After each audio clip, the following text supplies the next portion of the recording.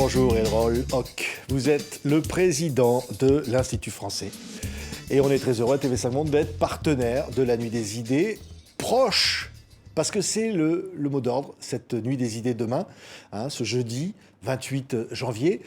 Dans le monde entier, ça va être digital parce que le Covid est là, mais on va dire la francophonie continue quand même.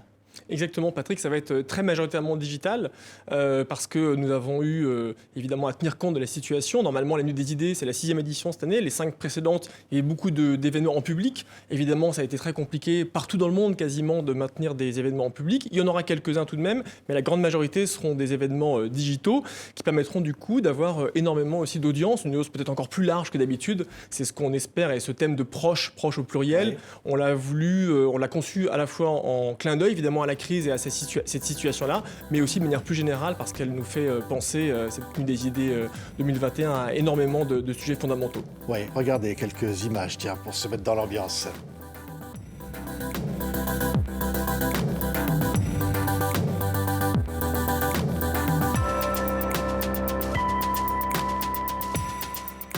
Donc il suffira d'être en ligne en fait pour participer à ce grand échange planétaire en quelque sorte.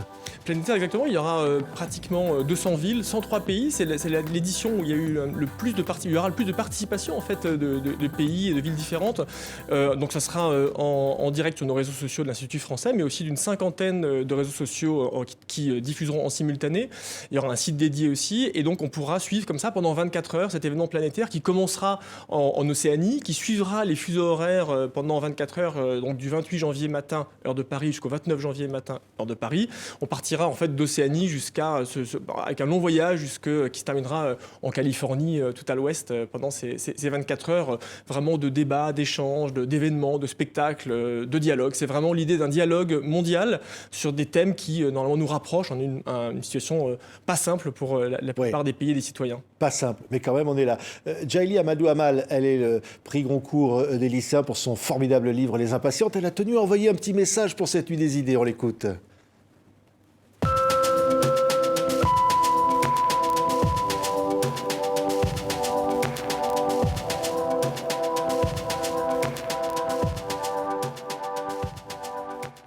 Je suis Djaïli Amadou Amal, écrivaine camerounaise engagée contre les discriminations faites aux femmes.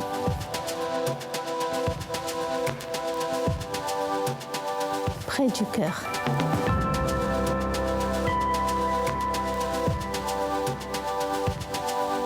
En créant des ponts, tout simplement.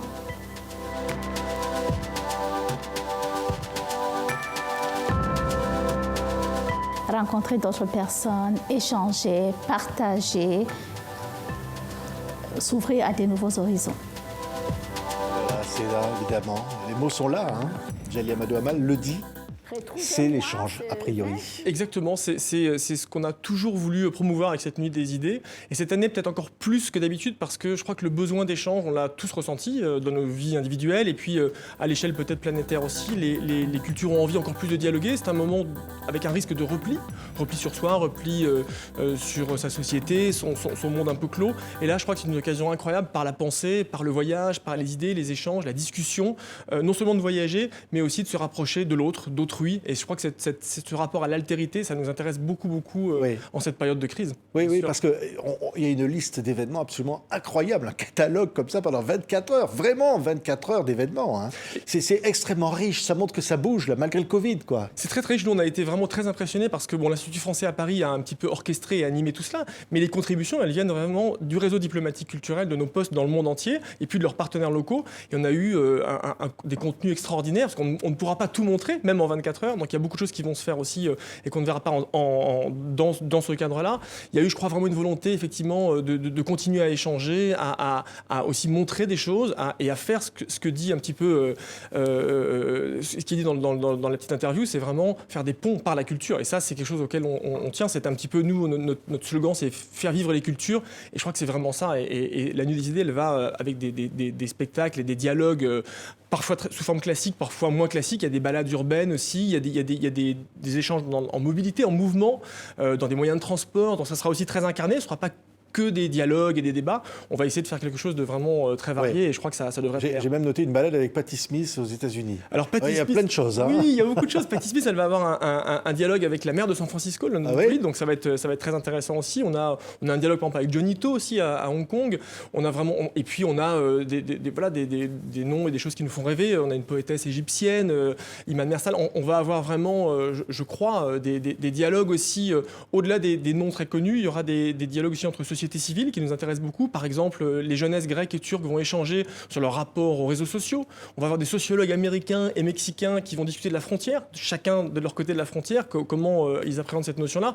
Donc vraiment, ce thème de proche nous permet de parler de beaucoup de choses et avec énormément de personnes, des artistes, des intellectuels, des penseurs et aussi des gens de la société civile, des gens comme vous et moi, des jeunes. Et je crois que ça va être vraiment très enrichissant pour tout le monde, en tout cas on l'espère. Oui, alors évidemment, ça va commencer, je crois, 8h heure de Paris. Hein, voilà, 8h30 le matin. Le décalage, etc. Pendant 24 heures.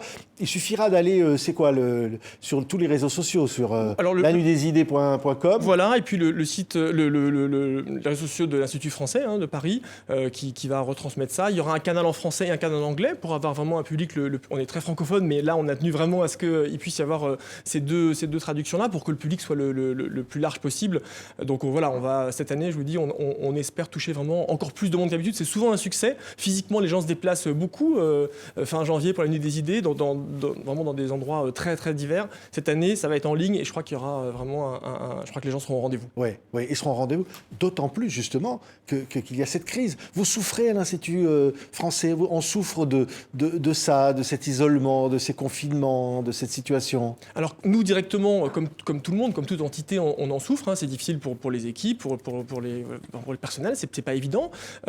En revanche, c'est vrai que nous, on a deux principaux publics, je dirais, des partenaires. En fait, on a le réseau culturel diplomatique à l'étranger, dans le monde entier, qui, lui, souffre très directement parce qu'il y a des centres et des lieux qui ont dû fermer, des cours de français qui ont dû s'interrompre. Donc, nous, on a essayé vraiment de les aider à maintenir un lien avec leur public localement. Donc, on a proposer des contenus en ligne, des ressources culturelles, des ressources linguistiques pour les aider à tenir un petit peu le choc de la crise. Et puis l'autre grand public, évidemment, sont les acteurs culturels français, les artistes, les entreprises culturelles, les secteurs culturels qui eux aussi, bien sûr, souffrent. Et là, on doit les aider à préparer le rebond via l'international et leur diffusion à l'étranger, via l'export aussi pour certains. Donc voilà, on a un peu cette double... Donc nous, on a évidemment subi cela, mais ce sont surtout nos principaux interlocuteurs qu'on a dû aider avec nos deux ministères de tutelle, la culture et les affaires étrangères. Donc on s'est senti aussi très utile, je dirais, dans ce moment un peu compliqué. Évidemment, c'est une des idées. TV5 Monde sera présent et on va vivre ça, on va se sentir proche. Ça, c'est un mot qui compte.